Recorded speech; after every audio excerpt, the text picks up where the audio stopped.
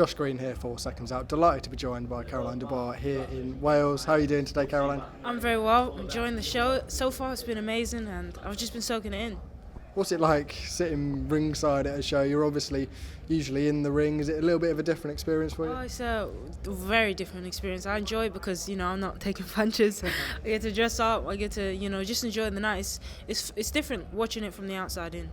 How much can you learn from just the occasion of being at another fight? Are there small things that you pick up that maybe you can take into your own fight weeks, your own fight nights? 100%. I think the atmosphere is something that fighters have to get used to. I think turning pro, that was the biggest thing about getting used to, was the atmosphere. So coming to shows like this and just taking time to soak it in, even if you're not fighting, but just soak it in and imagine yourself in the ring, I think it helps.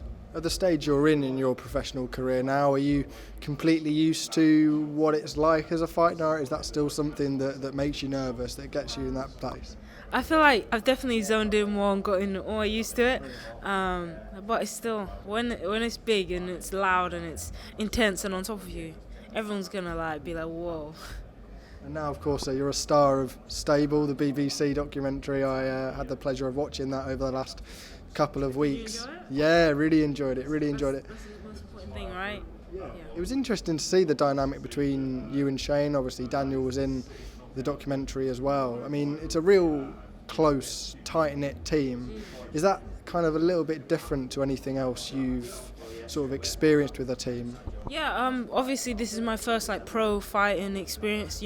I went with Shane straight off from the bat. So I've really just taken my time to enjoy it and soak into it and become integrated into the team, to the stable.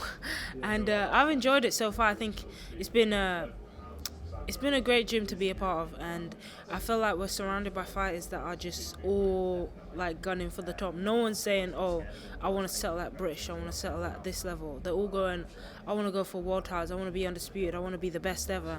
And when you're surrounded by people like that, it just pushes you on, For yourself, when can we expect some big fight news surrounding yourself? I know there's a big card coming up in London at Crystal Palace. Are we going to be seeing you on that card? Listen, that's obviously the plan, to get out, be active, be busy.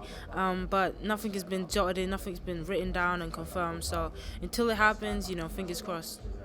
I was up in Liverpool a couple of weeks back. Beatriz Ferreira got another victory up there and was dominant in that victory. Did you see her performance? Yes, I was watching it live. I was watching the whole card, I think. It was a good card, and obviously she fought on it, fought for the IBF World title, and she boxed really well. Yeah, she's won a star over in Brazil, obviously, and she's making a name for herself here in England. Is that a fight that you can see happening? And it would be a big fight if it was to happen. Most definitely. If it's a fight that I want, I think it will be a mega fight if she comes back from the Olympics with the medal, preferably the gold one.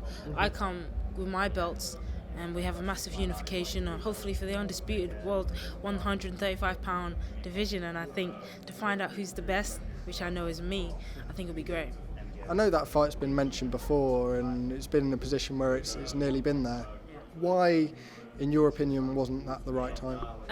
It wasn't a case of it not being at the right time. It was a case of, being offered a deal that wasn't really real. I was scheduled to fight Rhiannon Dixon, and obviously she pulled out, and there was, what's the word? There was offers and says, things being said that wasn't real. And so, when she pulled out, and then Eddie obviously managed to shift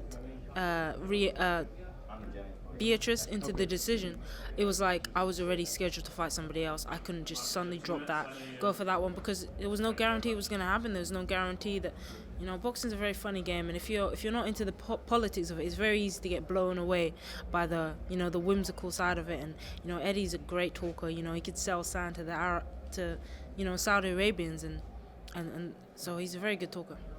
One thing from the world of women's boxing is Katie Taylor and Amanda Serrano. That's going to be fought on the undercard of Jake Paul and Mike Tyson. Now, Katie's obviously got a huge following. She's had some massive fights in massive stadiums, but fighting on the undercard of what is essentially a crossover fight, would you say? How do you view it? I think money talks, and that show goes to show. I think she's getting $6 million. I don't know if it's dollars or pounds, and I think I would fight on the undercard of Jake Paul for that kind of money.